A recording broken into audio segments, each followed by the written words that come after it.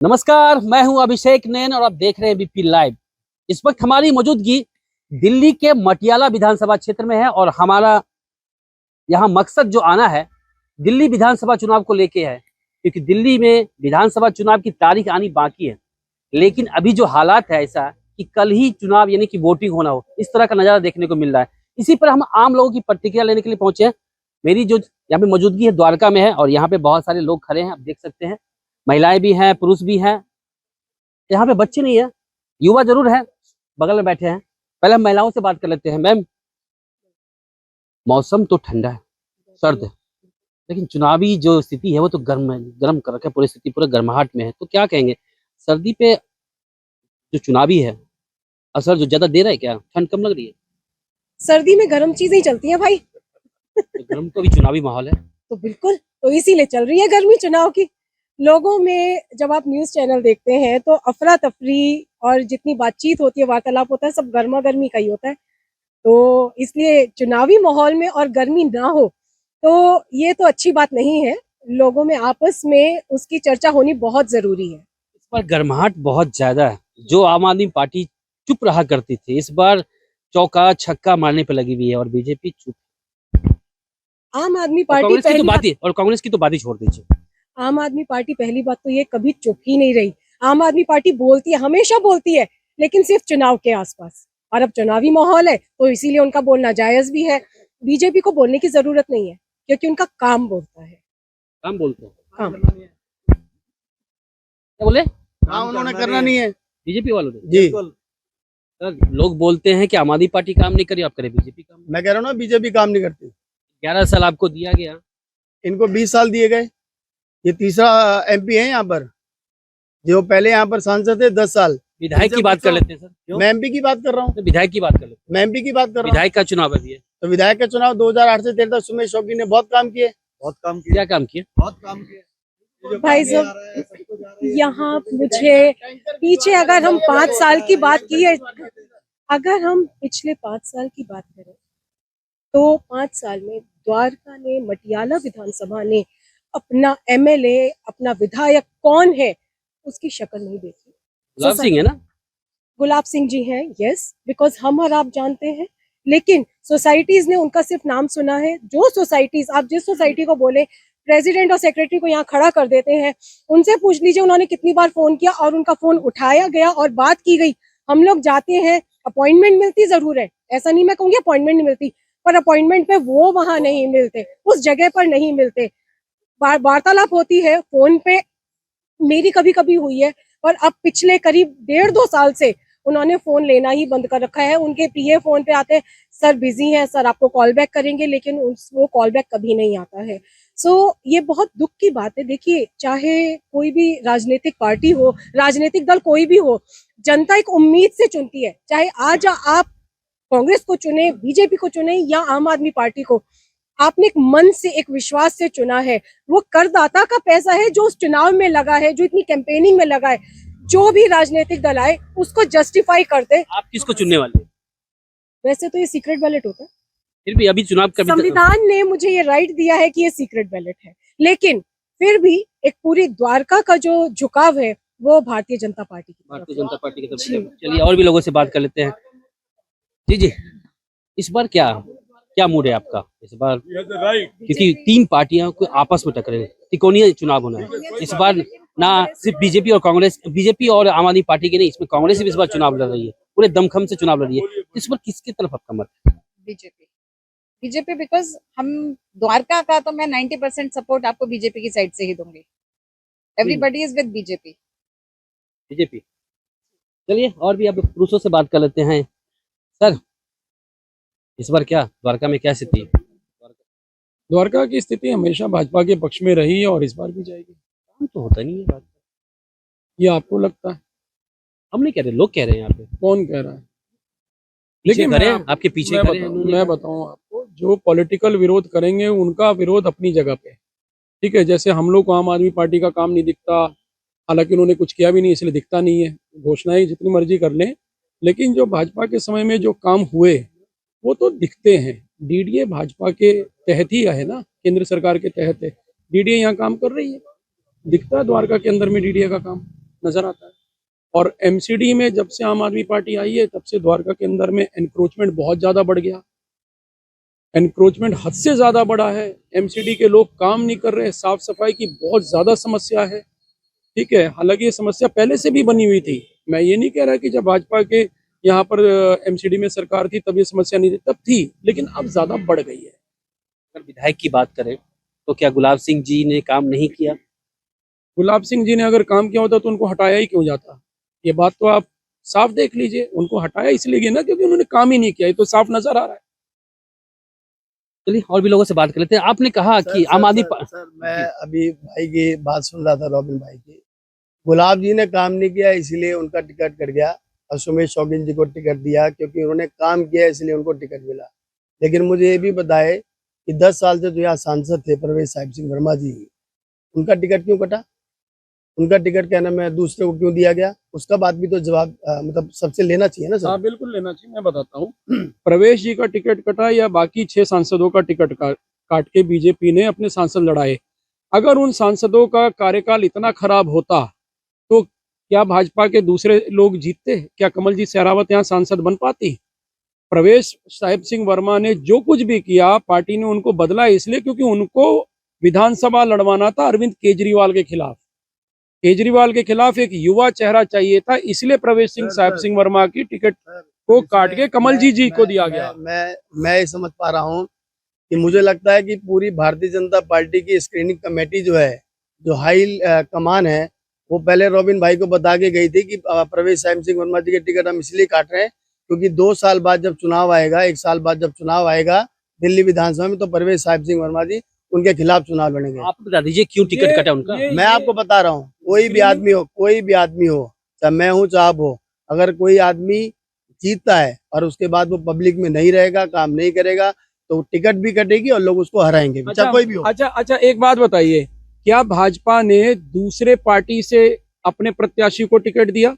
Kamaljeet Sherawat Bharatiya Janata party की नेता थी, उनको यहाँ पर टिकट दिया गया। अन्य क्षेत्रों में भी जिनको भी टिकट दिया गया वो भाजपा के नेताओं को दिया गया।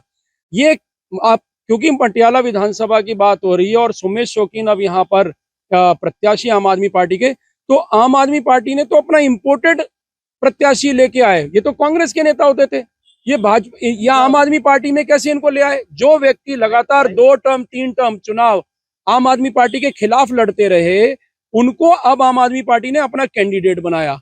ठीक है, बीजेपी ने तो प्रवेश जी की जगह पे कमलजीत जी को टिकट दिया, तो भाजपा के नेता थे ना भाई। हम अपने पार्टी के अंदर में, भाजपा के अंदर में एक छोटे से छोटा कार्यकर्ता भी बड़ी से बड़ी तरक्की करता है। इस बात को साबित किया भाजपा ने, इस बात को साबित किया। लेकिन आम आदमी पार्टी ने अगर गुलाब सिंह यादव की जगह अपने पार्टी के कार्यकर्ता को टिकट दिया होता ना, तो हम लोग इस बात का समर्थन कर सकते थे जो मनोज जी बोल रहे हैं। लेकिन उन्होंने तो किया ही नहीं। इनके पार्टी में एक व्यक्ति नहीं मिला, इनको फिर कांग्रेस से व्यक्ति ढूंढना पड़ा। देखिए ऐसा है, भारतीय जनता पार्टी हो, कांग्रेस हो या आम आदमी पार्टी हो, अगर रॉबिन भाई इस बात को बोलेंगे ना कि कांग्रेस पार्टी से सुमेश शौकीन जी को यहाँ पर लेके आए, वो इसलिए लेके आए, मैंने पहले भी बताया है कि भी कांग्रेस के टाइम पे 8 से 13 तक उन्होंने बहुत अच्छे काम किए। और गुलाब जी ने जो पब्लिक कह रही है, मैं उस बात को मानते हुए कह रहा हूँ, अगर उन्होंने काम नहीं किया है इसीलिए उनके टिकट कटा है। और ये पहले आदमी नहीं है, दिल्ली के अंदर लगभग आम आदमी पार्टी के लगभग 25 से 30 जो एमएलए थे, उनकी सिटिंग जो एमएलए थे, उनकी टिकट काट के दूसरों को टिकट दिया गया है। और ये कोई पहली आम आदमी पार्टी नहीं है कि जिसके अंदर ये हुआ हो कि भी किसी और पार्टी से आए हो। भारतीय जनता पार्टी के अंदर भी बहुत सारी पार्टी के लोग हैं जो वहां गए हैं और उन्होंने चुनाव लड़ा भी और जीते भी और हारे भी हैं।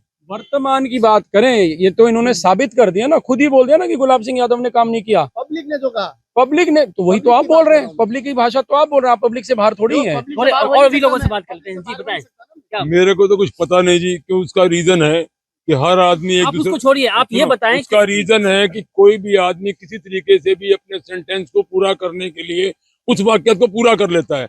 आम आदमी पार्टी हो, कांग्रेस पार्टी हो, बीजेपी हो, पर मुझे इतना पता है जो विच आई थिंक मतलब अबाउट दिस मैटर, जो आज विधानसभा सीट की जो आप बात कर रहे हैं मटियाला सीट की, कि इस वक्त जो भी कैंडिडेट खड़ा हुआ है, जैसे भी कैंडिडेट खड़ा, पर मैं पूरा समर्थन मेरा 101% वो बीजेपी को है, due to reason of the head of the person, जो प्रधानमंत्री मोदी जी हैं, उनका मुकाबला ना तो कोई कर सका ना कोई कर सके, मेरी भी समझ से बाहर है। क्यों? बातें करने से कुछ नहीं होता, अगर बातें करने से कुछ होता हो तो फिर बतेरा कुछ हो जाएगा। ये लोकसभा के इलेक्शन नहीं है ना सर, ये लोकसभा का इलेक्शन नहीं है ना सर, ये विधानसभा का इलेक्शन है। तो इसमें मोदी जी के नाम पे तो वोट नहीं मांगना चाहिए ना। यहाँ जिन लोगों ने काम पहले किया, सुमेश शौकीन ने 2008 से लेकर 13 तक वाकई बहुत काम किया है। और हमारी अगर कच्ची कॉलोनी बोले या कहीं पे भी बोले, जितना काम उन्होंने किया शायद ही किसी ने किया हो। मोदी पे 7,000 रुपए का खर्चा आता था एक टाइम पे, 8 से 13 में, 8 से 13 में तो 14 में सरकार आई भाजपा की, तब भगवान हम बचे नहीं तो यहाँ तो टैंकर माफिया चल रहा था, 5-5 हजार 7-7 हजार एक परिवार में खर्चा था। सर मैं मोदी जी की बात नहीं कर रहा, मेरे को मोदी की बात नहीं करनी, वो मैंने इसलिए कहा है कि किसी प्रिंसिपल, हेलो, मैं इसलिए कह रहा हूँ कि बार बार टीवी के ऊपर, बैनर्स के ऊपर ये बात को क्लैरिफाई करना कि आई एम इंजीनियर, क्या ये कह के क्या दर्शाना चाहता है वो कि इंजीनियर कह के, क्या उसको ही पता है? ही नो एवरीथिंग, वही करेगा जो कैंडिडेट उसने अपॉइंट कर लिए वो ठीक है, आई एग्री। अब उन कैंडिडेट्स का उसकी कैलकुलेशन के हिसाब से जो IAS कर रखी है उसने, वो उसका संविधान समावेशित कौन करेगा? वो करेगा, कोई और करेगा। पर यहाँ पब्लिक सारी पढ़ी लिखी है, अनपढ़ नहीं है, काफी पढ़ी लिखी है। ही नोज वेरी वेल कि भाई हमें क्या करना है। ठीक है, कह रहे हैं, वो अपने आप को पढ़ा लिखा बोलते हैं और वो यही बोलते हैं कि बाकी की पार्टियां भी पढ़े लिखे आदमियों को लाएं। तो इनसे जरा पूछा जाए कि भाई यहाँ पे जो आदमी पढ़े लिखे आए थे उन्होंने क्या किया, द्वारका के लिए क्या किया? आप इनकी बात कर रहे हैं। आप खुद समझदार हैं, जितने पढ़े लिखे आए थे उन्होंने 10 साल में क्या किया? अगर परवेज वर्मा की भी बात कर रहे हैं, किसी की भी बात कर रहे हैं, उन्होंने इस द्वारका के लिए क्या किया? एक बता दीजिए कि हाँ रामलीला जरूर कराइए, रामलीला में जाके पब्लिक इकट्ठी कर लो, उससे तो काम नहीं बनना। नहीं, रोजगार तो कोई देने के लिए तैयार है नहीं जी।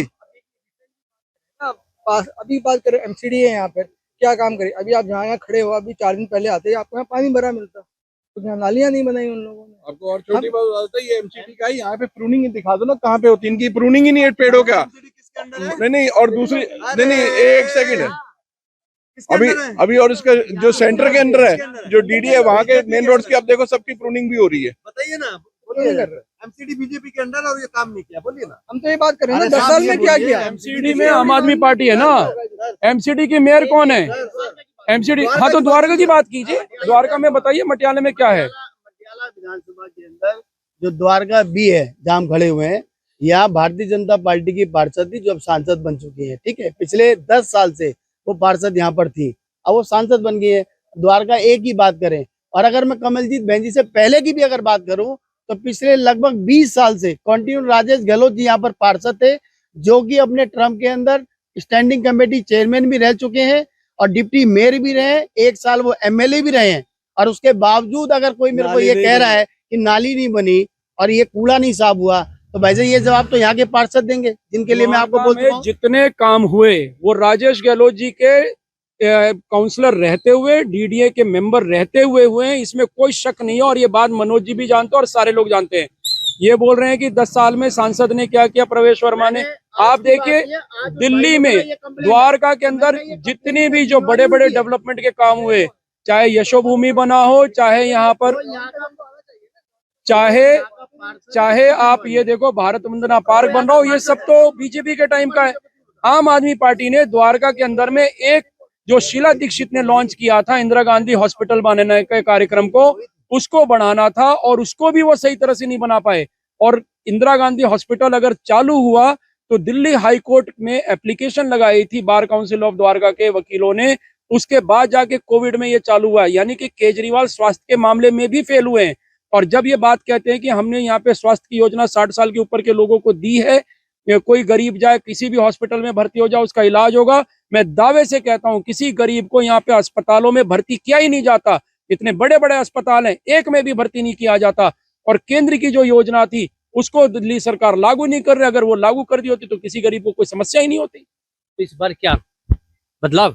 अब की बार भाजपा सरकार, बीजेपी डबल इंजन। सुमेश शौकीन, हम तो एक ही आदमी के बारे में बात कर रहे हैं, हम किसी पार्टी के विशेष के लिए बात कर ही नहीं रहे। इस एरिया का अगर कोई उद्धार कर सकता तो सुमेश शौकीन कर सकता, और वो आएगा, यानी आम आदमी पार्टी 100% आएगा। आम आदमी पार्टी सुमेश शौकीन, मटियाला विधानसभा। आम आदमी पार्टी सुमेश शौकीन, मटियाला विधानसभा। और भी लोगों से बात कर लेते हैं। जी सर। सर अभी रॉबिन भाई हॉस्पिटल की बात कर रहे थे, कल ही बात तो भाजपा, अब जो हाँ भाजपा ये नेचुरली इस वरी तो भाजपा है। अभी हॉस्पिटल की बात हो रही थी और जो इंदिरा गांधी के हॉस्पिटल की, वहाँ लास्ट वीक की बात है, एक हमारे फ्रेंड है लॉयर है, उनके इमरजेंसी पड़ गई, फादर को सुबह 6 बजे लेके गए तो वहाँ पे उनको हार्ट अटैक हुआ था, वो डायग्नोज तक नहीं वो कर पाए डॉक्टर, ना इलाज तो दूर की बात है। और उन्होंने वहाँ पे एंजियोग्राफी, ये जो चीजें इतना बड़ा ये 1200 बेड का हॉस्पिटल था, केजरीवाल साहब ने 1700 बेड लिखवा दिया इस पे। अब वहाँ पे क्या फोल्डिंग थोड़ी बिछा देंगे हम पीछे, उसके लिए आपको ऑक्सीजन का कनेक्शन चाहिए होता है, ये चाहिए होता है, ये योजनाएं हैं इनकी। और सेंटर की योजना देख लो ना, यूईआर वगैरह देखिए आप। चलिए बहुत बहुत शुक्रिया। तो हमारी मौजूदगी थी दिल्ली के द्वारका, ये जगह है, और विधानसभा की अगर बात करें तो ये मटियाला विधानसभा है। यहाँ मैंने आम लोगों से बात की, यहाँ पे दो मत था, बीजेपी और आम आदमी पार्टी के लोग लगातार बातचीत हुई। आम आदमी पार्टी के पक्ष में भी लोगों ने बहुत कुछ बोला, बीजेपी के पक्ष में भी बोला। कांग्रेस की बात करें तो उनके बारे में बताया गया कि शीला दीक्षित के समय में कुछ काम किए गए थे जिस वजह से उनका भी नाम आया, यानी कि कहीं भी ना कहीं यहाँ पर सिर्फ जो है दो पार्टियों में टक्कर होता दिख रहा है, आम आदमी पार्टी और बीजेपी। वो तो सब कुछ आने वाला वक्त ही बताएगा, जब चुनाव होगा, वोट होगी, और फिर जब प्रत्याशी घोषित होंगे तो पता चल पाएगा कि आखिरकार किस पार्टी की जीत हो रही है और किस पार्टी की हार। Abhishek Nain, ABP live, Delhi. For exclusive and insightful videos, subscribe to our new channel ABP Live Premium.